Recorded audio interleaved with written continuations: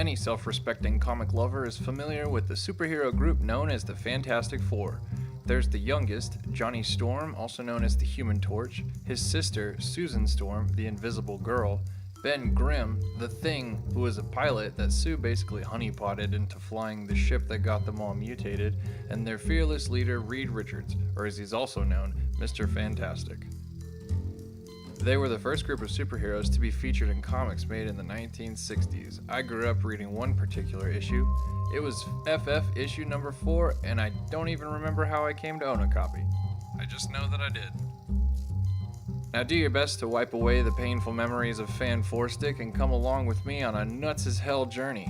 This is the story of one of Marvel's oldest teams fighting an even older foe, in what would be a truly ridiculous story if that wasn't just how comics were in the 60s. FF Volume 1, Issue Number 4 is notable because it's the first appearance of Namor, the Submariner, in nearly 10 years.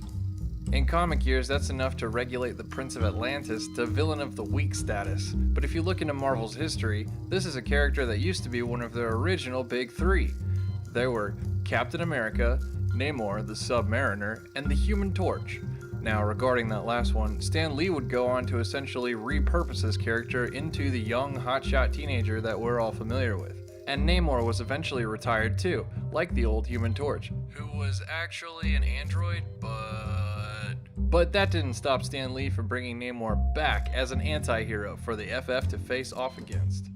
The story begins right where issue number 3 had left off. A fight between Johnny and Ben has split up the Fantastic Four, and Reed and Sue are determined to figure out just where their prodigal Torchy teammate ran off to. Johnny and Ben were fighting because the Thing, who was much more aggressive towards his team at the time, didn't like that Johnny got most of the credit for taking down Villain of the Week number 3, Miracle Man. This isn't the first time that things get heated between the two boys, and no, I'm not talking about the cosmic rays. The Torch is pretty tired of the Thing's attitude at this point and quits the group. In FF number 4, The Coming of the Submariner, the Fantastic Three are debating whether or not to search for Johnny out on the mean streets of New York. Ben isn't about that, but Reed basically doesn't let that fly. They decide that they'll cover more ground if they split up, but sure enough, it's the Thing that finds him first. He picks a fight, but it's interrupted when the Thing temporarily turns back into Ben Grimm again. Something the writers like to throw in whenever they needed Ben to completely lose interest in punching something. The Torch uses this distraction to escape to the Bowery, and winds up in a flop house where he reads an old Submariner comic book. That's so meta that it almost makes me forget just how much these early comics love to foreshadow what's gonna happen next. Amazingly enough, there just so happens to be an old bum there in the flophouse that's just as strong as the Submariner was supposed to be. Strong enough to rip a phone book, apparently. In this bearded, amnesiac state, Prince Namor is unrecognizable, but the Torch burns off his beard and flies him to the ocean. Namor is immediately all, OMG, that's right, I'm basically a demigod, and swims home. I like how he just knows the way to Atlantis from New York City. Perks of being Prince of the Sea, I guess. Unfortunately, his kingdom has been destroyed by nuclear tests, thus causing him to vow vengeance on humanity. He starts by waking the ancient creature, Giganto, using a horn that's conveniently buried there in the sea floor.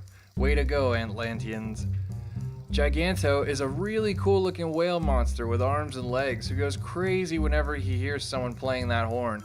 Thankfully, Johnny has already called in the rest of the Fantastic Four and made good with them by now. The Thing is actually the one to defeat Giganto using one of the craziest plans I've ever heard of. He straps a nuclear bomb to his back and jumps into the whale's mouth. It's a good thing Giganto runs out of stamina and he has a long reset animation, because I don't know how else Ben would have gotten into his mouth. The Invisible Girl gets the jump on Namor and catches him monologuing. She grabs the magic horn, but astonishingly, he can track her pretty easily now. He catches up to her and, some serious sexual tension kicks in. This won't be the last time these two get all pheromony around each other, but that's another video for another time. The comic's biggest flaw in my opinion is that it ends too quickly. The Human Torch basically just creates a fire tornado that shoots Namor and Giganto back into the sea, and Namor just gives up? I don't know either, but issue number 5 deals with Doctor Doom, so this is essentially the end of this confrontation.